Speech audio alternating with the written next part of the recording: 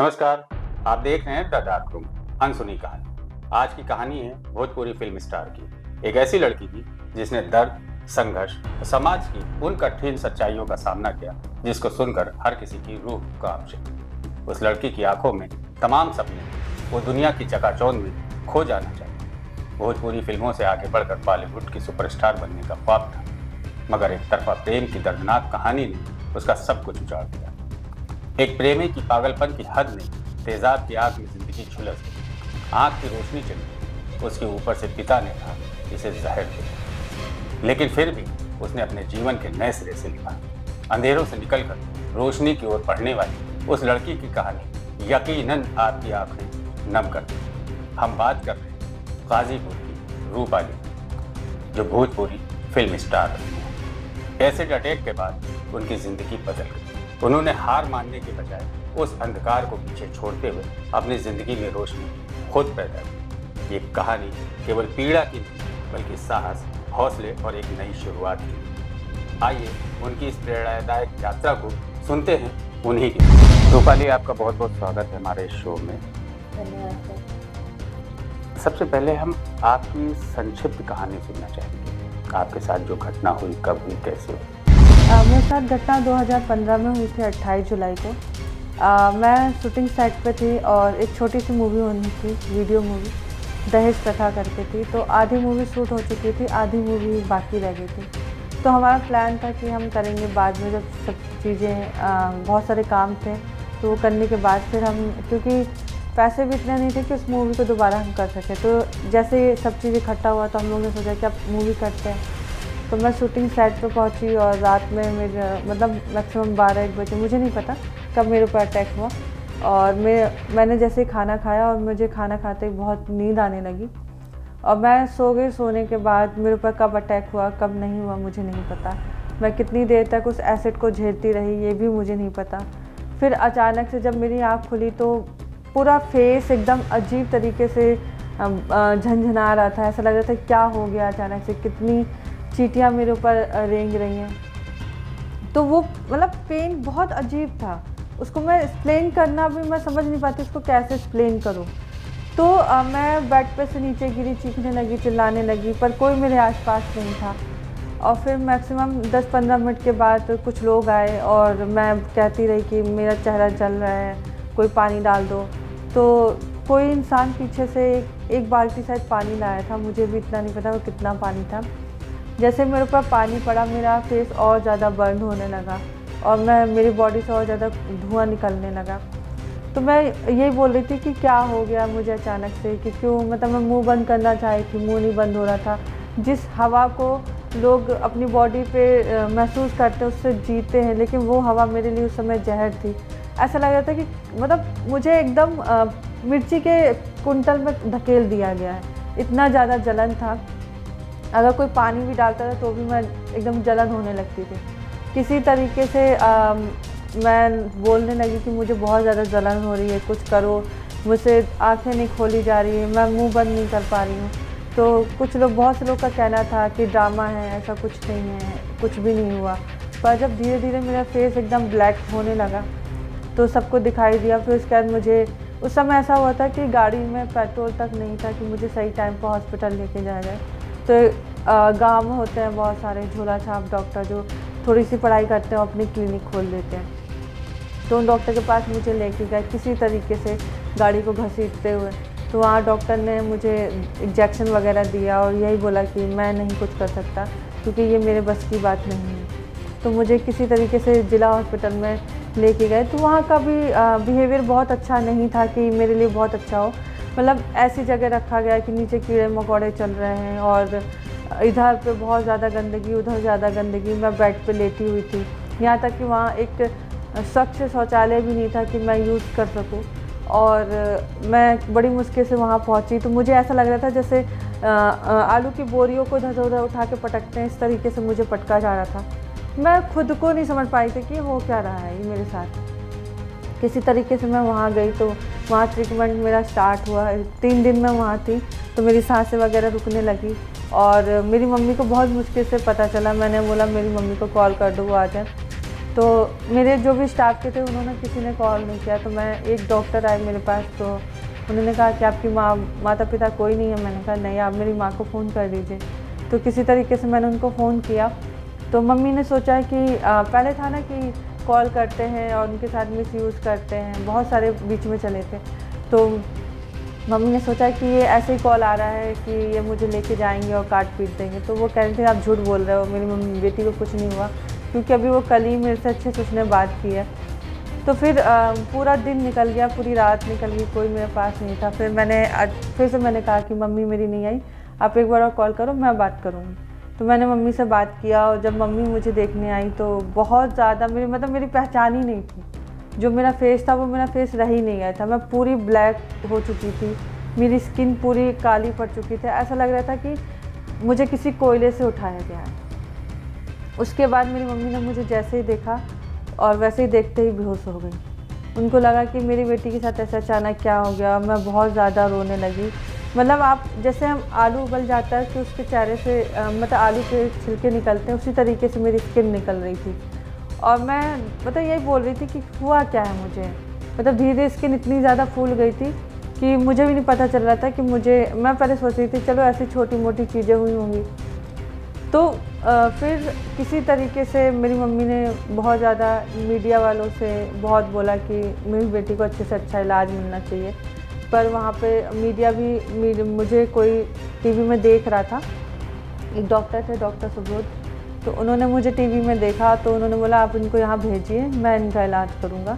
मुझे सही टाइम पे एम्बुलेंस भी प्रोवाइड नहीं की गई। ये था पूरा प्लान कि दम तोड़ दे वहीं पर। लेकिन मैंने हार नहीं मानी। फिर 3 दिन बाद जब मेरी सांसें रुकने लगी तो बहुत मुश्किल से कहने पे किसी के तो एम्बुलेंस बुलाई गई और मुझे वहाँ भेजा गया। और जब मैं वहाँ से रेफ़र हुई वहाँ पे, तो मेरे रिपोर्ट में लिखा था कि ये डिबरी से जली हुई है, ये एसिड से जली नहीं है। तो जब मैं बनारस पहुँची, बनारस में डॉक्टरों ने बहुत अच्छा मेरा ट्रीटमेंट किया।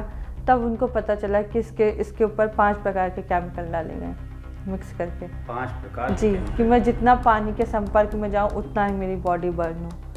तो उसके बाद धीरे धीरे मुझे 2-3 महीने तो मुझे नहलाया ही नहीं गया।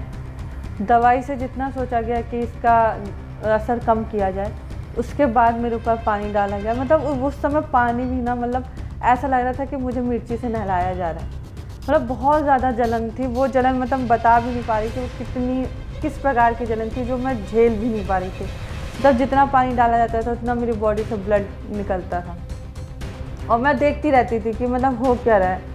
2 महीने बाद 2 महीने तक, 1-1.5 महीने तक तो मुझे फेस ही देखने के लिए मना किया गया था कि धीरे धीरे वो स्किन निकलती जा रही थी। जितनी बेकार स्किन थी अंदर ही अंदर सड़ती जा रही थी, वो धीरे धीरे निकलती जा रही थी। मैं पूरे मम्मी बनी हुई थी, पूरी टैटू जैसे पूरे पट्टियों में लदा पड़ा हो। तो मैं ये कहती थी कि आज निकल, हो सकता है मैं ठीक हो जाऊँगी। मेरे दिमाग में यही चलता था कि आज मैंने ये एल्बम किया, कल मैं वो एल्बम करूँगी, कल मैं इसके साथ काम करूँगी, उसके साथ काम करूँगी। रूपाली, इसमें हम आपको यहाँ पे रोकेंगे। आपके साथ शूटिंग साइट पे ये हुआ, जो एल्बम की शूट हो रही थी, उस जगह पे घटना हुई। आपके बारे में कहा गया था कि आपको शादी के लिए प्रपोज किया, आपने इनकार किया, वो कर दिया। लेकिन जो हमने रिसर्च किया उसमें ये चीज़ सामने आई कि शादी का प्रपोजल तो एक अलग चैप्टर था, लेकिन आपको साजिशन कहीं ना कहीं आपके ऊपर अटैक हुआ कि आप आगे सर्वाइव ना करने पाएँ, आगे बढ़ने ना पाएँ। जिस तरह से आपने अभी बताया 5 प्रकार के केमिकल आप पे डाले गए, तो कहीं ना कहीं एक साजिश आपको लग रही, बड़े लेवल पे आपके साथ साजिश की गई। बिल्कुल, जिसने भी ये किया वो ये सोच रहा होगा कि ये आगे नहीं बढ़ पाएगी, कुछ नहीं कर पाएगी। अगर इसके साथ ऐसा कर दूंगा तो ये किसी से बोल नहीं पाएगी, ना बता पाएगी। हालांकि जब मेरे पास अटैक होने वाला था, जिसने भी अटैक किया, जब तक उसने मेरी फुल बॉडी टच की कि ये होश में है या बेहोश में है, तो सब मुझे ये पूरा महसूस हुआ कि किसी ने मेरी बॉडी टच की और मैं चिल्ला रही हूँ कि देख लो। इतनी शक्ति नहीं थी मेरे अंदर कि मैं उठ के देख पाऊँ कि वो है कौन बंदा। तो मैंने बोला कि मेरी कोई बॉडी टच हो रही है, कर रहा है, आप एक बार कोई भी इंसान अगर मेरे आसपास हो वो उठ के देख लें। तो पीछे से एक आवाज़ आती है, तो उसने कहा नहीं तो रूपाली तुम्हारा वहम है, ऐसा कुछ नहीं है। ठीक 15 मिनट बाद मेरी रूम की लाइट ऑन ऑफ होने लगी। कम से कम 5 मिनट तक ये चीज़ें हुई। फिर भी मैं बोल रही हूँ कि प्लीज़ कोई उठ के देख लो। मुझे अच्छा नहीं लग रहा, कोई तो है मेरे रूम में। तो फिर मेरे पीछे से एक आवाज़ आती, नहीं तुम्हारा वहम है, सब कुछ नहीं है।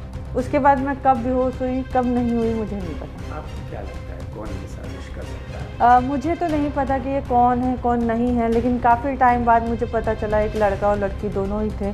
हालांकि हाँ, मेरे को प्रपोज भी किया गया, मेरी मम्मी के पास फ़ोन भी आया था कि आपकी बेटी चेहरे पे घमंड करती है, मैं उसका चेहरा देखने लायक नहीं छोड़ूंगा, मतलब ऐसा कर दूंगा वो कहीं की नहीं रहेगी। तो मेरी मम्मी ने कहा तुझे जो करना है कर ले, ऐसा कुछ नहीं हो पाएगा। तो मेरा भी यही था कि जो चीज़ है करना करो, मुझे कोई फ़र्क नहीं पड़ता, मुझे अपने काम से मतलब है। लेकिन मुझे नहीं पता था कि ऐसा कुछ मेरे साथ हो जाएगा। जी, क्योंकि मेरी कोई दुश्मनी नहीं थी किसी से कि मैं इतना ज़्यादा फोकस करूं हर एक चीज़ पे। जब आपको हॉस्पिटल ले जाया गया, आपके पिताजी वहाँ आते, डॉक्टर से कहते हैं इसको जहर दे दो, जी, वो सुन के आपको कैसा लगा होगा? मेरे पिताजी जब मैं बनारस में रेफ़र हुई और मैं एडमिट हो गई थी, उसके 2 दिन बाद वो आए थे और उन्होंने सोचा कि मैं बेहोश हूँ। वो आते ही साथ मुझे देखे और देखते ही उनका रिएक्शन कुछ अलग था। तो वो मेरे कमरे से बाहर निकल के डॉक्टर से कहते हैं कि मतलब अब ये मतलब उनकी जो मेंटालिटी थी वो गांव की थी। तो उन्होंने कहा कि अब इससे शादी कौन करेगा, इसको कौन अपनाएगा, इसने मेरी बेइज्जती करा दी, आप ऐसा इसको जहर दे दो। तो मेरे लिए बहुत सॉफ्ट था ये सुनना। उसके बाद ही मेरा ट्रॉमा स्टार्ट हुआ और धीरे धीरे मैं अपना मतलब होश खोने लगी कि क्या है क्या नहीं, मुझे कुछ नहीं पता। और भी आई थी कि माँ आपके साथ रह रही थी, उन्होंने आपकी माँ को भी कहा कि अगर रूपाली के साथ रहना है तो मुझसे तलाक ले लो। हाँ, ये भी चीज़ आई थी मेरे पास। मेरी ट्रीटमेंट मैं ठीक हो चुकी थी और मैं लास्ट टाइम जब मैं घर जा रही थी तो मैंने बोला पापा से कि मुझे घर जाना है। पापा ने कहा नहीं तुम घर नहीं जाओगी क्योंकि तुमने मेरी इज्जत डुबा दी और तुम मेरे घर नहीं जाओगी, तुमको कहीं और लेके जा रहे हैं। मैं कहाँ? तो आश्रम लेके जी, मुझे वहाँ लेके गए। मैं काफ़ी टाइम तक वहाँ थी, मैं अपनी मम्मी के साथ थी, लेकिन वहाँ पे मुझे कुछ फैमिली जैसा ट्रीट नहीं मिला। तो उसके बाद मैंने मम्मी से कहा कि काफ़ी चीज़ें बहुत ज़्यादा बिगड़ने लगी थी। तो मैंने बोला मम्मी साहब हम घर चलेंगे क्योंकि अभी मेरी शादी नहीं हुई और मेरा पूरा हक है उस घर पे। तो मैं स्टेशन पे गई, मैंने मम्मी से बोला चलो पहले फ़ोन करते हैं, देखते हैं कि चीज़ें सही होती हैं कि नहीं। तो मैंने पापा को बुलाया तो पापा ने बोला कि मम्मी से बोला सीधे कि तुझे चलना है तो चल, इसको यहीं छोड़ दे, जब तक जिएगी, अगर मरना होगा तो किसी ट्रेन के नीचे आके कट के मर जाएगी। मतलब मैं प्लेटफॉर्म में बैठी हुई, ट्रेन ऐसी आती जाती, हालांकि मुझे फील हो रहा है कि ट्रेन कितनी दूरी पे है और एक अंधी लड़की जिसको दिखाई नहीं देता वो कैसे जान पाएगी कि कौन सी चीज़ कहाँ है, खाना कैसा होता है, पीना कैसा होता है। मैं पूरे 1 साल डर के मेरी ज़िंदगी बीती कि कोई मुझे ढकेल ना दे, कोई मुझे जहर ना दे दे, लेकिन फिर भी मैंने अपना हौसला नहीं छोड़ा। उस वक्त मेरी मम्मी ने एक बात कहा था कि जब मैं इसको 9 महीने पेट में रह के वो दर्द झेल सकती हूँ तो मैं इसको फिर से दोबारा खड़ा कर सकती हूँ। तो मैंने कहा जब मेरी माँ इतना सब कुछ होने के बाद, मारपीट सहने के बाद, बहुत सारी चीज़ें उन्होंने, बहुत सारी प्रताड़ना ऐसी झेली जो उन्हें नहीं झेलना चाहिए था, जब वो ये कर सकती तो मैं क्यों हार मान ली, मैं क्यों नहीं अपने दिमाग को सही कर रही हूँ। तब से मैंने वो चीज़ करना अपने आप को मोटिवेट किया और तब से लेके आज की डेट है मैं किसी के सामने नहीं। आप किसी के सामने नहीं दिखती। आपके साथ ये ट्रॉमा हुआ, मतलब जितनी अभी तक आपने स्टोरी बताई और जितना मैं जानता हूँ वहाँ तक कहीं ना कहीं एक मतलब बिल्कुल हिला देने वाली कहानी। उसके बाद भी आप अपने को सर्वाइव करके यहाँ तक लेके आई, ये बहुत बड़ी काबिले तारीफ़ है और लोगों के लिए एक नज़ीर है। औरत चाह जाए तो उसको कोई भी मुश्किल उसको तोड़ नहीं सकती उसके हौसले को। सवाल ये है कि जिस वक्त आपके ऊपर तेज़ाब डाला है, जैसा कि आपके फादर ने कहा, फादर क्या करते हैं आपके? मेरे पिताजी कारपेंटर है। आपके फादर ने कहा इसने मेरी नाक कटा दी, इसमें नाक कटाने वाली क्या बात है? वही मैं सोच रही थी उस समय, मेरी मेंटालिटी वही गांव वाली ही थी, इतनी ज़्यादा मेरे अंदर सोचने समझने की शक्ति नहीं थी कि मैं क्या कर सकती हूँ। क्या लगा पिताजी के दिमाग में क्या चल रहा हो? उनके दिमाग में यही था कि बेटी है, बेटी के टाइम पे शादी कर दे, वो अपने बेटी पराया धन होती है, उसको शादी कर दो, वो अपने घर जाए, परिवार संभाले, घर देखे, बस उनके अंदर यही था। उनके अंदर ये नहीं था कि बेटियाँ एक बेटे के बराबर खड़ी हो सकती हैं, घर संभाल सकती हैं, कमा सकती हैं। उनके अंदर ये बिल्कुल नहीं था, क्योंकि मेरे यहाँ की अभी तक मैं पूरे अपने ख़ानदान की बात करती हूँ, मेरे यहाँ पूरे ख़ानदान में अभी तक लड़कियाँ जो घर से बाहर नहीं निकली कमाने के लिए। पर मेरा शौक़ था ना कि मैं दूसरों पर डिपेंड ना रहूं, हालांकि वो मेरे पिता ही क्यों ना हो। क्योंकि छोटी छोटी चीज़ को लेके पिताजी से मांगना, बोलना मुझे बहुत ऑकवर्ड लगता था, हर एक चीज़ को पूछना क्या करना क्या नहीं। तो मैं बचपन से ही ये थी कि मैं करूँगी तो खुद का ही कुछ करूँगी, मैं किसी पर डिपेंड नहीं। मेरे सवाल रूपाली यहाँ पे था, जैसे आपके पिताजी ने कहा जब हॉस्पिटल पहुँचे तो उन्होंने देखा आपको और सीधा उन्होंने कहा इसने मेरी नाक कटा दी, डॉक्टर से कहा इसको शहर दो। तो नाक किस बात पे कटा दी? आप तो विक्टिम थी, आप तो झेल रही थी, आप तो खुद हॉस्पिटल में जिंदगी मौत से जूझ रही थी। तो पिताजी की मेंटेलिटी ये कहाँ से आई कि इसने मेरी नाक कटा दी? किस बात पे उन्होंने कहा? उनकी मेंटेलिटी यही थी जो हमारे गांव में कहते हैं कि लड़कियां घर से बाहर, मतलब आप बाहर निकली, आपके साथ काट, आप मुझसे बिना पूछे क्यों गए थे। मतलब हमारे यहाँ जो यूपी साइड में है वहाँ मर्दों की बात पहले सुनी जाती है, औरतों की बात नहीं। कि अगर आप, मतलब मैंने देखा भी है, अपने गांव में भी देखा है कि अगर उनको पढ़ना है तो घर वालों से पूछो, अगर खाना भी खाना है तो घर वालों से पूछो।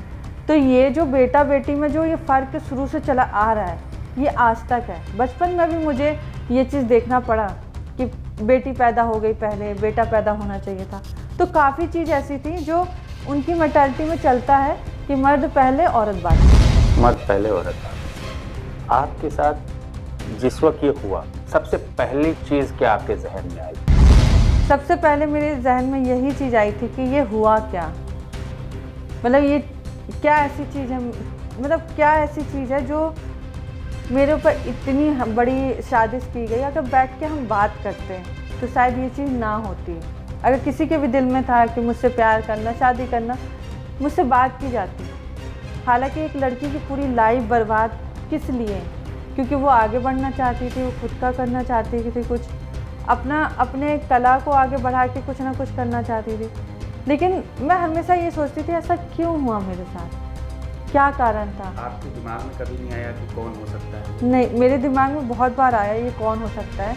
हालांकि जिसके प्रति मैंने केस भी किया था तो उसको 1 साल 3 महीने जेल में रखा गया। उसको मतलब थोड़ा जो प्रताड़ना दिया जाता है वो दिया गया, लेकिन पुलिस का यही कहना था उसके प्रति कोई सुराग नहीं, उसके लिए कोई सुराग नहीं मिला। वो अपराधी नहीं, बहुत सारी चीज़ें हैं।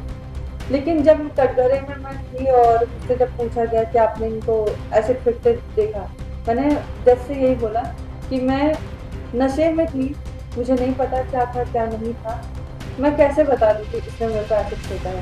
मतलब आपको कुछ मिला के पहले खिला दिया गया, बेहोश कर दिया गया, उसके बाद आपको तेजाब से जलाया गया। तेजाब कहेंगे या केमिकल कहेंगे? टेस्ट में ये निकला कौन कौन से केमिकल यूज हुए? नहीं, बस ये था कि हार्मफुल तेजाब, मतलब हार्मफुल केमिकल। 5 टाइप के केमिकल थे जैसा आपने बताया। उसके बाद आप इससे पहले चूँकि एक मॉडल भी रही हैं, एक्ट्रेस भी रही हैं, आपने काफ़ी सपने बुने होंगे। क्या क्या सपने थे, कहाँ तक जाने की आपने सोची? मेरे सपने यही थे कि सबसे पहले जो मेरी स्टार्टिंग थी मेरी, वो बैकग्राउंड डांसर के हिसाब से थी और बैकग्राउंड एक्टर के हिसाब से थी, जैसे जूनियर आर्टिस्ट, ये सब था।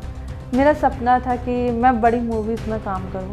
हालांकि मुझे ऑफ़र भी मिले, टाइम भी मिला करने का। मैंने खेसारी जी के साथ बैकग्राउंड में उनके साथ डांस किया था। और सेकंड जो था, जो मेरा सबसे बड़ा ड्रीम था, दिनेश लाल जी हैं, आपने सुना होगा उनका नाम, उनकी छोटी बहन का रोल मिलने वाला था। मैं बहुत ज़्यादा एक्साइटेड थी कि कहीं ना कहीं जो मेरा सपना है, लोगों ने बहुत कुछ बोला कि गलत काम कर रही है, कैरेक्टरलेस लड़की है, पर मैंने यही कहा कि जिस दिन मेरी कला सामने आएगी सबके, तब आप लोग को विश्वास होगा कि मैंने क्या किया। और हालांकि अभी भी मेरे गांव में अगर जैसे मेरा गाना वगैरह टीवी में आता है तो सब लोग कहते हैं कि अगर दीदी आज अच्छी होती तो कहाँ से कहाँ होती। तो मुझे बहुत अच्छा लगता है कि अगर ऐसा कोई मौका मिलता तो काश मैं दोबारा कुछ कर पाती। हादसे के वक्त आपकी दोनों आंखें चली। आप माँ आपकी जब बीमार हुई तो आप उतरते वक्त गिरी भी, आपको किसी ने उठाया। उसके बाद किस तरह से आपने सरवाइव किया? आपने ऑपरेशन के लिए किससे अप्रोच किया? कौन आपके पास आया? ये जो आपने अभी बोला ना, मेरे लिए सच में बहुत ज़्यादा शॉक्ड है। क्योंकि जो लड़की बचपन से सारी चीज़ें देखती है और एकदम से वो ब्लाइंड हो जाती है। हालांकि वो ऐसा था कि मेरी माँ बहुत ज़्यादा बीमार थी, फीवर था और खाना लेके आने वाला कोई नहीं था। तो मैंने किसी तरीके से टच करते हुए, फील करते हुए उस किचन तक मैं गई और मैंने किसी से कहा कि खाना दे दो। वो खाना मेरे हाथ में भी आया। जब मैं वहाँ से रिटर्न आई, टच करते किसी तरीके से आई और मैंने खाना लेके जैसे आई, थोड़ा सा कुछ ऐसा ढलान टाइप में आया और मैं खाना लेके गिर गई। वो मेरे लिए ज़िंदगी की सबसे बेचार, जो कहते हैं ना बेचारी, वो वाला शब्द मेरे ऊपर यूज़ हो रहा था कि इतना सब कुछ होते हुए मैं कैसी लड़की हूँ जो अपनी माँ को 2 वक्त की रोटी भी नहीं खिला सकती। मतलब मुझे इस दुनिया, उसी समय ये था कि मैं मर जाऊँगी, मुझे जीना नहीं। फिर उस समय मैंने मम्मी से ये सारी चीज़ें कही, तो मम्मी ने कहा कि हौसला मत हारो, जब तक मैं हूँ तब तक तुम्हें कुछ नहीं होने देंगे। अब अगर तुमने कुछ बुरा नहीं किया होगा तो भगवान कभी तुम्हारे साथ बुरा नहीं करेगा। तो मेरे जो डॉक्टर थे, डॉक्टर सुबोध, उन्होंने सारी ट्रीटमेंट का सारा इलाज उन्होंने ही किया। और जब फाइनली 26 अप्रैल को जब मेरी आंखों का ऑपरेशन हो रहा था, तो उन्होंने जैसे कहा कि रूपाली तुम्हें बस इस समय हौसला नहीं हारना है, क्योंकि अगर तुम हौसला हार गई तो हम लोग भी हार जाएंगे। तो मैंने कहा ठीक है सर, मुझसे जितना हो सकेगा मैं करूँगी। फाइनली जब ऑपरेशन हो गया, मैं बेड पे सेट हो गई। फिर दूसरे दिन जैसे मेरी आंखों की पट्टी खुली, मैं बता नहीं सकती वो मेरी ज़िंदगी का कितना बड़ा खुशहाल पल था। मतलब डॉक्टर ने जैसे ही मेरी पट्टी खोली तो मुझे थोड़ा थोड़ा दिखना शुरू हुआ, और मैं मतलब इतनी खुश थी ना कि मैं कहाँ चली जाऊँ, मतलब किसके पास जाऊँ, किसको पकड़ूँ, किसको गले लगाऊँ कि मैं अपनी खुशी जाहिर कर पाऊँ कि मैं आज देख पा रही हूँ। तो फिर डॉक्टर ने बोला कि आप किसको देखना चाहती हो, तो मैंने कहा मैं सबसे पहले अपनी माँ को देखना चाहती हूँ। और अब मैं बता भी नहीं सकती कि जब मैंने अपनी माँ को देखा तो उसके फेस पे वो दर्द, वो चोटें थी जो मेरे दिल में घर कर गई कि आज मेरे वजह से इतनी चोटें हैं, तो कल मतलब तेरा जीना किस हिसाब का जीना है। मैं मम्मी को पकड़ के रोने लगी। डॉक्टर ने कहा कि तुझे रोना नहीं है, लेकिन मैंने कहा कि नहीं, ये मेरे मतलब खुशी के आंसू हैं। मतलब ये आंसू मैं बता नहीं सकती कि कितने बड़े हैं मेरे लिए। और मैंने उसी दिन मम्मी का हाथ पकड़ा और मैंने कहा कि अब तुम्हारे दुख के दिन गए, अब तुम्हारे खुश के दिन आ गए। तुमने जो जो चीज़ गवाई है वो मैं दोबारा दूँगी, मैं हार नहीं मानूंगी और मैं फिर से काम करूँगी और फिर से उन लोगों को दिखाऊँगी कि जिन लोगों ने मुझे पीछे छोड़ दिया, जिन लोगों ने मुझे परख के नहीं देखा, और शायद एक दिन ऐसा वक्त आएगा कि उन लोगों को मेरी ज़रूरत होगी और मैं नहीं होंगी उस समय। और ये दिन आया भी। 7 साल बाद मेरे पिता को रियलाइज़ हुआ ये सब चीज़ें, तो उन्होंने मुझसे माफ़ी मांगी। तो मैंने एक ही बात कही कि अगर जब खून के रिश्ते उस समय काम नहीं आते तो मुझे इस समय भी रिश्ते की कोई ज़रूरत नहीं है। अगर मेरे अंदर टैलेंट होंगे ना तो दुनिया खुद ही रिश्ते बनाएंगी मुझसे, और मुझे अब इस समय अपने और अपनी माँ को देखना है। और उस दिन का और आज का दिन है कि जो जो मुझसे दूर गए थे धीरे धीरे मेरे पास आए, और मैंने उनसे यही कहा कि अब मुझे किसी की ज़रूरत नहीं है, अब मैं खुद में खड़ी हूँ। और सबसे बड़ी बात कि मेरी माँ मेरे साथ है, मुझे दुनिया का कोई इंसान नहीं चाहिए। अब मुझे उन लोग को दिखाना, ईंट का जवाब मुझे पत्थर से ही देना है। तो अब लोग मुझसे मिलने के लिए सोचते हैं, पर मेरे पास इतना टाइम नहीं कि मैं किसी से मिलूँ, और मेरा एक ही जवाब होता है, जब उस वक्त आप नहीं थे तो इस वक्त मैं नहीं। और अब मैं वो नहीं रह गई जो पहले छोटी छोटी बात में आप लोग के करीब आती थी, आप लोग की हेल्प करती थी। अब मैं बहुत दूर हो गई। अब शायद अगर आप मर भी जाओगे तो मुझे फ़र्क नहीं पड़ता। और हालांकि अब मेरे गांव में भी सब लोग कहते हैं कि बनना है तो उस लड़की की तरह बनो, क्योंकि उसने इतने बुरे वक्त देखे हैं और इस बुरे वक्त में भी कभी हार नहीं मानी। हालात ने आपको काफ़ी सख्त बना दिया। एक चीज़ निकल के आती है इन बातों से कि रिश्ते क्या सिर्फ चेहरे की खूबसूरती से हैं? मतलब रिश्ते खून के नहीं रह गए आज के दौर के रिश्ते।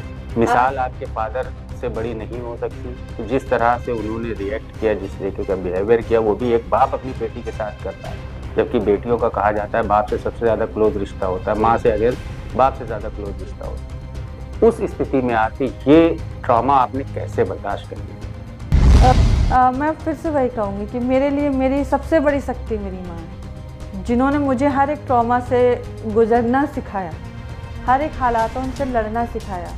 और आज उन्होंने मुझे इतना मजबूत बनाया है कि अगर मेरे सामने कुछ भी ऐसा हादसा होता है तो मैं उससे आराम से निकल सकती हूँ। लेकिन मैं कहती हूँ ना कि ज़रूरी नहीं कि माता पिता का रिश्ता बहुत ज़्यादा कनेक्टेड हो। ये आपने बिल्कुल सही कहा है कि फ़ादर का एक बेटी से बहुत बड़ा रिश्ता होता है। और मेरे लिए पहली मोहब्बत मेरे पिता ही थे, जिससे मैं मतलब उनको देख के ही खुश हो जाती थी। लेकिन जो हमारे समाज की जो मेंटालिटी है ना, वो अभी भी चेंज नहीं हुई है। आज भी कहीं ना कहीं बेटा बेटी में जो फ़र्क है, कहीं ना कहीं ये चीज़ भी बहुत ज़्यादा निकल के आती है कि आप बेटी है तो हर चीज़, मतलब मैं शुरू से यही, मैं अभी पापा से अब मैं कहती हूँ कि सारी इज्जत बेटियों पे ही है, क्या बेटों पे नहीं है? अगर बेटों को आप कहो घर से, जिस तरीके से आप बेटियों को रोकते हो वैसे बेटे को भी रोको, तो मुझे नहीं लगता कहीं ना कहीं हादसा होगा। लेकिन आपने शुरू से ही बेटे को वो अहमियत दी है जो बेटी को नहीं दी है। तो आज मेरे कहीं ना कहीं पापा को रियलाइज़ होता है और उन्होंने कहा, कहते हैं कि हाँ मैंने बहुत बड़ी गलती कर दी है, और आज वो कहते हैं कि हाँ मेरी बेटी किसी बेटे से कम है। आपने शादी कर ली, आपकी एक बेबी, कैसे आप आगे बढ़ी?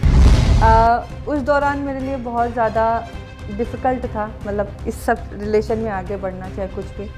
जब मैं सिरोज़ में आई थी, छाँव फाउंडेशन से जब मैं कनेक्ट हुई, और उस समय क्या था, मैं फर्स्ट बार मतलब प्रैक्टिस कर रही थी चलने की कि कैसे चलते हैं, क्योंकि सर्जरी के दौरान मैं 6 महीने बेड पे थी और मैं चलना फिरना मेरे लिए बहुत मुश्किल था।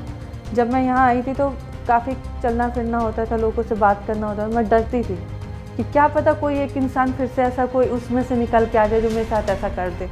तो मैंने आलोक भाई से भी बहुत सारी बातें शेयर की कि उन्होंने कहा कि नहीं, गलती तुम्हारी, तुम शुरू से समझती आई हो कि तुम गलत हो, गलती तुम्हारी नहीं, गलती उस इंसान की जिसने तुम्हारे पर एसिड फेंका, जिसके अंदर हैवानियत भरी हुई थी। तो फिर मैंने काफ़ी टाइम सोचा कि हाँ गलती मेरी तो नहीं है, मैंने तो किसी का कत्ल नहीं किया, मतलब कत्ल तो उसने किया, वो तो ये सोच रहा होगा ये 4 दीवारी में बंद होगी, कहीं से आगे नहीं बढ़ेगी, किसी से बात नहीं करेगी, लेकिन आपकी उम्मीदों का, आपने ख्वाहिशों हाँ का, लेकिन मेरी ख्वाहिशें मरी नहीं, मेरी उसी 6 महीने बेड पे वो ख्वाहिशें और पनपती गईं और आगे बढ़ती गई कि हाँ मुझे करना क्या है। यही सब चीज़ों ने मुझे इतना स्ट्रॉन्ग बना दिया कि अब सच में मुझे फ़र्क नहीं पड़ता। लेकिन जब मैं आई और मैंने देखा वही कैमरा है, वही लोग हैं, वही सारी चीज़ें हैं, तो मैं पीछे क्यों हटूँ? अब मुझे मौका मिला है तो आगे बढ़ती हूँ। फ़र्क इतना होगा कि नाम भी रूपाली है, यहाँ पे भी रूपाली है, बस फेस चेंज है। अब मुझे इसी फेस से आगे बढ़ना और इसी को दिखाना है कि हाँ यही मेरा सबसे खूबसूरत चेहरा है। मैं पहले अपने चेहरे से भी नफरत करती थी, कैसे हो गया, ये हो गया, लेकिन अब मैं सुबह उठ के सबसे पहले अपना चेहरा ही देखती कि क्या चीज़ करना है और आज मैं कैसे सुंदर दिख सकती हूँ। पहले लोग ब्यूटी, मतलब मैं ब्यूटी से बहुत ज़्यादा भागती थी, पर अब मुझे ऐसा लगता है कि मैं रोज़ सुबह उठ के पहले मेकअप करूँ, बाकी बाद में काम करूँ। लेकिन जब मैं आई यहाँ पे, मैं एक शख्स थे, कुलदीप नाम था उनका, तो हम लोग की थोड़ी बहुत बातचीतें शुरू हुई और उन्होंने खुद बोला कि मैं आपसे शादी करना चाहता हूँ। तो जब ये मेरे सामने ये चीज़ आई कि शादी करना चाहता हूँ, बहुत सारे मेरे दिमाग में क्वेश्चन चलने लगे। लड़का इतना अच्छा है, हर एक चीज़, कोई दिक्कत नहीं, मुझ जैसी लड़की से क्यों शादी करना चाहता है? क्या इसके दिमाग में वो प्लान तो नहीं है कि कहीं इसको ले जाऊँ या मार दूँ या कुछ भी? तो मैंने कहा मैं इस सब चीज़ों में ट्रस्ट नहीं कर सकती, क्योंकि मैंने बहुत सारी चीज़ें झेली हैं और अब मैं नहीं चाहती कि दोबारा इन सब चीज़ों में कुछ भी ऐसा हो और मेरी लाइफ यहीं पर रुक जाए। तो उन्होंने बोला कि नहीं, भरोसा करो, चेहरा मायने नहीं रखता, इंसान का दिल मायने रखता है। और मैं मतलब खूबसूरत लड़की को सब अपनाते हैं, कभी कोई ऐसी लड़की को अपनाया है जिसके हाथ नहीं है, जिसके पैर नहीं है, जिसका चेहरा नहीं है, उसको कोई नहीं अपनाता, क्योंकि खूबसूरती के पीछे भाग रहे हैं। मुझे उस लड़की को अपनाना है जो दिल से अच्छी हो। तो फाइनली फिर मैंने मम्मी पापा से बात कराई और मम्मी पापा ने कहा ठीक है कर लो। फिर शादी हुई हमारी। शादी होने के बाद फिर ये था कि अब कैसे क्या चीज़ आगे करेंगे, कैसे क्या होगा। फिर धीरे धीरे हम लोग ने डिसाइड किया, बातचीत की, हर एक चीज़ अच्छे से सारी चीज़ें गुजरने लगी। फिर फाइनली मेरी ज़िंदगी में एक छोटी सी नन्ही परी आई, दीपांशी। 2018 में वो हुई थी, 30 मार्च को अब वो 7 साल की हो जाएगी। तो पहले ना मैं खुद भी डरती थी कि कैसे परवरिश करूँगी, मैं बहुत दूर भागती थी उससे, क्योंकि एक तो आंखें कमज़ोर और बच्चों की परवरिश करना बहुत डिफ़िकल्ट होता है। तो धीरे धीरे जब जैसे जैसे वो बड़ी होने लगी तो फिर मेरे दिमाग में एक चीज़ आई, मेरा चेहरा तो कहीं नहीं गया, मेरा चेहरा तो मेरी बेटी के रूप में ही है। तो जब सब चीज़ मेरे पास है तो फिर किस बात का डर है? अब खुश रहो, बिंदास हो। तब से मैं खुश रहने लगी और जब भी मुझे अपने चेहरे की याद आती है तो मैं उसको ज़रूर देखती हूँ। तो मुझे लगता है कि सारी चीज़ें मेरे पास हैं। और लोग कहते हैं ना कि एसिड अटैक के बाद कोई नहीं अपनाता। मैं ये कहती हूँ, अगर आप दिल से अच्छे हो और आपके अंदर इंसानियत है तो आपको सब अपनाएंगे, और आपके हौसले बुलंद है तो आपको कोई नहीं रोक सकता। तो आप खुद भी हंसते हो, मुस्कुराते हो और दूसरों को ही हौसला बढ़ाते हो। आपको भगवान के रूप में एक इंसान मिला जिसने आपका हाथ पकड़ा और आपके साथ जीवन जिंदगी आगे बढ़ाने का उसने फैसला किया। करते क्या है आप? मेरे पति अभी मतलब गाड़ी चलाते हैं जी, यही लखनऊ में? नहीं, वो मतलब अपने गाँव की तरफ रहते हैं। ओके। आप लखनऊ में रह किसके साथ रह रही हैं? मैं अकेले रहती हूँ फिलहाल, क्योंकि वहाँ बेटी पढ़ाई करती है तो उसके पास कोई ना कोई होना चाहिए। तो दादा दादी पूरी फैमिली है, पर वो पिता के बिना नहीं रह पाती, तो वो नहीं पिता। मतलब अपने दादा दादी के साथ रह रही। आपकी आपस में बाउंडिंग अच्छी है, कोई आगे कोई दिक्कत नहीं, मतलब ठीक है, फैमिली के साथ ठीक रह ले। अब आगे बात करते हैं, आपने अपनी ज़िंदगी को नॉर्मल कैसे किया? आपको जो घाव में वो भरे कैसे? कई बार आपके जहन में आया होगा इस स्ट्रगल के दौरान, 9 साल हो गए आज करीब करीब, तो 9 साल में आपने काफ़ी संघर्ष किया। ये चीज़ तो कभी नहीं खत्म। लोग कहते हैं कि ख़त्म हो जाए, पर मैं नहीं कहती कि ख़त्म हो जाए, क्योंकि आपको ये भी चीज़ ना ये जीने की उम्मीद देती। और मैं, बहुत से लोग कहते हैं मुझे कि भूल जाओ, हादसा है। मैं कहती कैसे भूल जाऊँ वो हादसा जिसने एक हादसे के पीछे 3-3 लोगों की मौत दी है। मैं वो नहीं भूल सकती। मेरे लिए वो चीज़ भूलना ही बहुत बड़ी मुश्किल है। मेरे ऊपर ऐसा अटैक हुआ, मेरा घर चला गया, मेरी ज़मीन जायदाद बिक गई, मेरे दादाजी जो मेरे सबसे क्लोज़ थे वो मेरे इस दुनिया में नहीं रहे, क्योंकि उनको पता चल गया था कि मेरे साथ ऐसे ऐसा हुआ, वो ख़त्म हो गए। मेरी दादी चली गई। बहुत सारी चीज़ें ऐसी मेरी लाइफ में हुई जो मैं कभी नहीं भूल सकती। ये हर एक दिन ना मेरे लिए एक चैलेंजेस दिन होता है। मैं हर एक सुबह उठती हूँ तो मेरे लिए वो दिन होता है कि आज मुझे कुछ ना कुछ अलग करना है। और मैं, ऐसा नहीं, लोग कहते हैं कि रोते नहीं, मैं रोज़ शाम को रोती हूँ, क्योंकि मेरी बॉडी में इतना पेन होता है, इतना पेन होता है, मैं बिना पेन किलर के नहीं सोती हूँ। और मैं आज ऐसी हो गई कि बिना पेन किलर के मुझे नींद भी नहीं आएगी, क्योंकि हर एक दिन चैलेंज होता है कि आज ये जिस तरीके से मौसम चेंज होता है, बरसात के मौसम में ज़रा सी भी गंदगी अगर पास में आ जाए, ज़रा सी भी चीज़, उसमें अलग रिएक्शन होता है। ठंडी में अलग चीज़ होती है। गर्मी में जहाँ जला हुआ शरीर है वो पूरा खिंचाव होता है, फटने लगता है। कभी कभी तो ऐसा होता है ब्लड भी आ जाता है। तो मैं कैसे कह दूँ कि ये चीज़ मेरे लिए नॉर्मल है, जिसने मेरी पूरी आज़ादी छीन ली।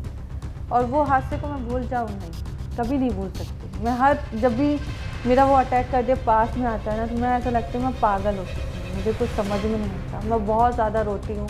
लेकिन फिर भी इससे मैं एक चीज़ सीखती हूँ कि इन छोटी चीज़ों में, इन छोटे छोटे रिश्तों में मुझे पता चला कि कौन अपना है, कौन पराया, और कौन उस वक्त तक आपके साथ चल सकता है।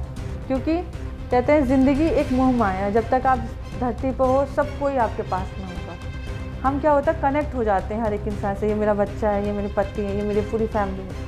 हम अपने आप को भूल जाते हैं कि हम क्या हैं, हम इंसान हैं या दूसरों की उम्मीदों को पूरा करने वाला एक मशीन, कि आज ये करना, आज वो करना है। फिर मैंने अपने आप को 2 साल जो मेरा ट्रॉमा, बीच में बहुत ज़्यादा मैं मेंटली डिस्टर्ब हो गई थी और मुझे मुश्किल था कि मैं सर्वाइव कर पाऊँगी। मैंने छोड़ दिया था, अब मैं सर्वाइव नहीं कर पाऊँगी, जिसकी वजह से अभी भी है बहुत सी माइंड में चीज़ें मतलब वो हो जाती हैं, क्लोज हो जाती हैं। कि कभी कभी तो ऐसा होता है कि सामने रखी चीज़ें भूल जाती हैं और मेरे सामने से इंसान चला जाता है, मुझे नहीं पता चलता कि ये मेरा अपना या पराया है। तो फिर मैंने अपने ऊपर काम करना शुरू किया कि मुझे क्या खुश करता है, मैं किस लिए मैंने जीवन लिया है, क्या दूसरों की खुशी के लिए पूरा करने के लिए जीवन लिया। तो मैंने कहा कि नहीं, मैं खुद पे काम करूँगी। और आज मुझे समझ में आया कि अगर आप अंदर से खुश हो ना, अगर आप अंदर से स्ट्रांग हो, और तो आपके पास ना अपने आप ऑटोमेटिक खुशी चल के आती है। आप ये नहीं होते कि आप किसी के बच्चे हो, आप किसी के फादर हो या किसी की माँ हो, आपको फिर इन सब चीज़ों से, क्योंकि आप जब मरोगे ना तो अकेले ही जाओगे शमशान में। कोई आपके ना बच्चा जाएगा, ना आपका कोई पिता जाएगा, ना आपके कोई हस्बैंड जाएंगे, ना कोई बीवी जाएगी। अगर जो होगा, जलना भी आपको खुद ही है, मरना भी आपको खुद ही है। तो मैं क्यों किसी के सहारे ज़िंदगी का। आप कितना पढ़ी? मेरा भी फाइनल हुआ है 2023 में, मैंने BA फाइनल किया। मतलब पढ़ाई भी इस संघर्ष में आपने की? 23 में मैंने BA फाइनल किया है। और क्योंकि मैं जब 12वीं कर रही थी, 12वीं का रिजल्ट भी आया था, तभी उसके बारे में काफ़ी अटैक हुआ। मतलब इंटर में आपके साथ हादसा हुआ था, उसके बाद आप ट्रामा के बीच में आपने पढ़ाई भी अपने जारी रखी। बहुत कमाल की बात है, अपने आप में ये वाकई में एक बड़ी मिसाल है।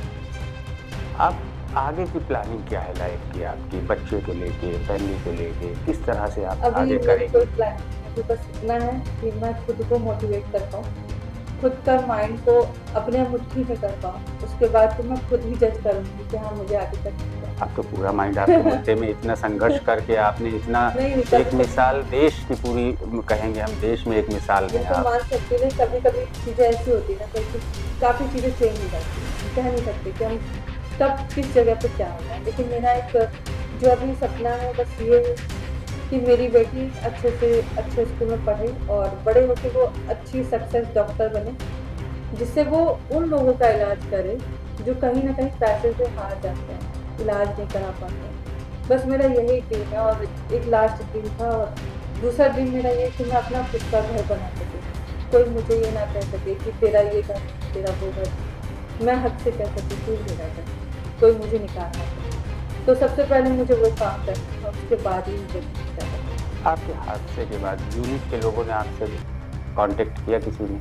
नहीं, मुझे यूनिट के लोग में अभी किसी ने कनेक्ट नहीं। मेरा एक फ्रेंड है जिससे मेरी और उसका करियर एक ही साथ स्टार्ट हुआ था, दीपक नारद का। काफ़ी टाइम बाद हम लोग कनेक्ट हुए, काफ़ी टाइम बाद काफ़ी बातें हुई, तो सिर्फ वही एक शख्स है जिससे कनेक्ट हुआ। नहीं, जब हादसा हुआ उसके बाद यूनिट के लोग आपसे नहीं मिले, कोई मिलने ही नहीं आया? 15 से 20 दिन सब साथ में थे, उसके बाद से कोई भी नहीं। कोई डायरेक्टर, कोई प्रोड्यूसर, कोई एक्टर, कोई नहीं मिले? कमाल की बात है। आप समाज के लिए क्या संदेश है आपके पास? आपकी जैसी बहनों के लिए, लड़कियों के लिए, समाज के लिए क्या संदेश है? मैं बस इतना ही कहना चाहूँगी कि सबसे पहले आप जीवन में ना खुद के लिए जीना सीखो।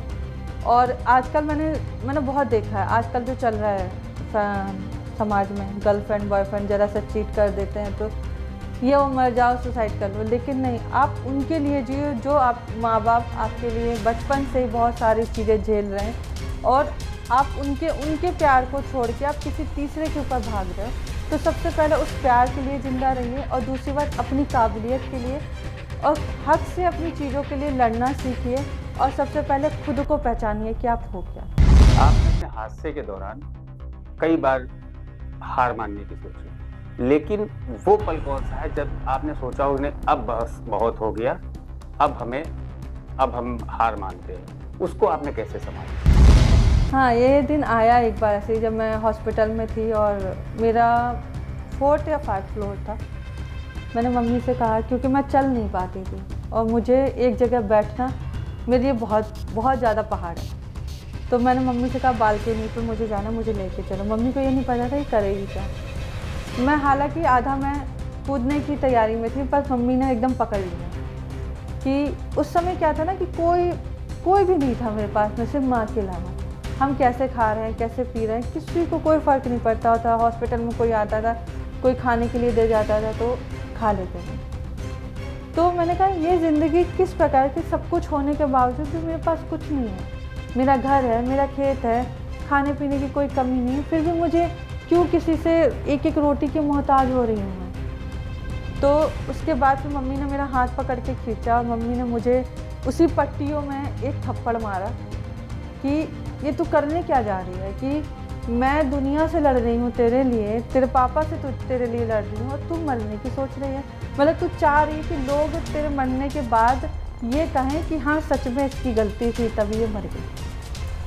तब फिर मुझे लगा हाँ ये बात तो सच है, मेरी जब कोई गलती नहीं तो मैं मरूँ क्यों, किस लिए। फिर मम्मी ने काफ़ी रोए और मम्मी ने मुझे कसम दी कि आज के बाद से तू ऐसा कोई काम नहीं करेगी जो कल को मुझे सब भुगतान है।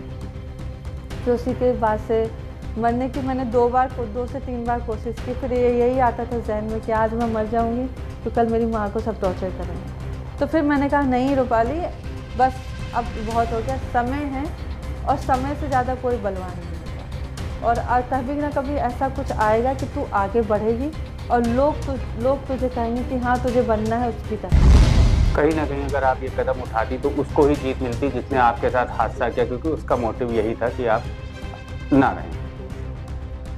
आज जो एसिड अटैक पीड़िता है जितनी भी देश भर में है, अमूमन आए दिन हो रहा है कहीं ना कहीं किसी न किसी के साथ, सरकार से क्या उनको मिलता है? सरकार से सपोर्ट है? सर सरकार से सपोर्ट तो बस कहने के लिए है। बस क्या होता है, कंपनसेशन मिल जाता है 5 लाख 3 लाख जिस तरीके से अटैक हुआ होगा। उसके बाद क्या, आज भी हमें विकलांग सर्टिफिकेट बनवाने के लिए दौड़ना पड़ रहा है। मेरा भी नहीं बना अभी तक, मुझे दौड़ना पड़ रहा है, जो कि मेरे अटैक को 9 साल होने वाले। अटैक वो विकलांग सर्टिफिकेट नहीं बनता, अगर कहीं हम लोग को जाना है कुछ भी तो कंपनसेशन के लिए भी बहुत ज़्यादा दौड़ना पड़ता है। अगर हमें कहीं सरकारी हॉस्पिटल में ट्रीटमेंट कराना होता है तो उसके लिए 10 बार हमें दौड़ना पड़ता है। मतलब कुछ भी ऐसा नहीं है कि हमें एक स्पेशल ट्रीटमेंट मिले। और अगर अटैक हुआ है तो एम्बुलेंस में बहुत ज़्यादा टाइम, और एम्बुलेंस एकदम नॉर्मल, जो कि उस समय हम लोग को ठंडा एसी वाला एम्बुलेंस की ज़रूरत होती है, जिससे धीरे धीरे शरीर ठंडा पड़े, लेकिन वो भी नहीं है। तो हम सरकार से शुरू से ही कहते आए कि अच्छे से अच्छा हॉस्पिटल में हमारा ट्रीटमेंट हो, और एक जो भी लड़की है उसको लाइफ टाइम तक एक कंपनसेशन करा दिया जाए कि वो खुद से तो जली नहीं है, उसके ऊपर एक हादसा हुआ, 5 लाख क्या नॉर्मल है, 5 लाख आपने दे दिया, 5 लाख में वो ज़िंदा रह पाएगी? एक सर्जरी कराने में 1 लाख 1.5 लाख रुपए लगते हैं, और आप 5 लाख रुपए दे रहे हो। और तीसरा कि हमें एयर कंडीशनर वो एम्बुलेंस होना चाहिए कि हमें सही टाइम पे जब हम डॉक्टर के पास जाएं तो कोई हमसे ये ना पूछे कि आप मतलब सर्टिफिकेट लेके आइए कि आप एसिड से जले हैं या नहीं जले हैं। तो ये सारी चीज़ें नहीं हैं, और जो अभी तक हो रही है। अगर हमारा फाउंडेशन नहीं होता तो हम कहीं ना कहीं पड़े होते। हमारे आपकी कितनी सर्जरी? मेरी सर्जरी सर 22 से 23 सर्जरी। 23 सर्जरी।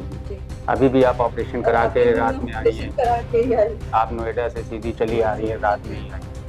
चेस्ट का ऑपरेशन आपका हुआ है, अभी कितने ऑपरेशन डॉक्टर ने और बताए? अभी तो ऑपरेशन तो काफ़ी है, लेकिन अभी मैं कराना नहीं चाह रही अब, क्योंकि काफ़ी लॉन्ग टाइम होता है कि सर्जरी, दवाई और जो बेहोशी की दवा देते हैं, काफ़ी इफेक्ट पड़ता है। तो मैंने अभी सोचा है कि अब नहीं कराऊंगी, क्योंकि डॉक्टर का कहना है पहले से बहुत काफ़ी बेटर हो चुका है। तो अब जो भी कराना है सिर्फ लेज़र पे ध्यान देना है, जितना जल्दी लेज़र हो जाए फिर बस उसका कोई जरूरी। आपके ट्रीटमेंट का खर्चा कौन उठाया? अभी तक मेरे ट्रीटमेंट का खर्चा भी मेरी फाउंडेशन उठाया, और मैं यही कहता हूँ कि अगर मेरी फाउंडेशन नहीं होती तो और सारी लड़कियों को क्या होता। मतलब एसिड विक्टिम के लिए जो है सरकार की तरफ से कोई खास व्यवस्था नहीं है, सिर्फ कंपनसेशन एक तय कर दिया गया 3 लाख या 5 लाख। अगर आप सरकारी हॉस्पिटल में फ्री इलाज है, ऐसा नहीं है, फ्री इलाज है, हम जाते हैं, काफ़ी टाइम लग जाता है, तो वो प्रायोरिटी नहीं दी जाती। सारी चीज़ें मांगते हैं, फिर केस का रिपोर्ट मांगते हैं, सारी चीज़ें मांगते हैं, फिर उस चीज़ में हमें 4-5 दिन लग जाते हैं, और ट्रीटमेंट में खुद 4-5 दिन के बाद, यानी इंसान की हालत ऐसी है उसको 4-5 दिन बाद आप ट्रीटमेंट दे रहे तो फायदा क्या? हमें तुरंत ट्रीटमेंट की जरूरत है, और उसके बाद भी आप लॉन्ग टाइम में दे रहे हैं। तो इससे अच्छा हम ये चाहते हैं कि हमें कहीं भी हॉस्पिटल में कोई डॉक्टर ये ना कहे कि आप रसीद लेके आइए, दिखाइए कि आप एसिड अटैक है या नहीं है, कि इसकी रजिस्ट्री लेके आइए, तो ये सारी चीज़ें ना हो, और आराम से मुझे अपना सर्जरी कराने के लिए।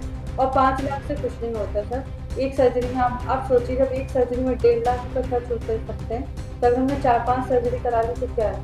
अगर जो इंसान ऊपर से नीचे तक पूरा जला है तो 5 लाख तो उसकी खत्म ही हो जाएगी कई बार।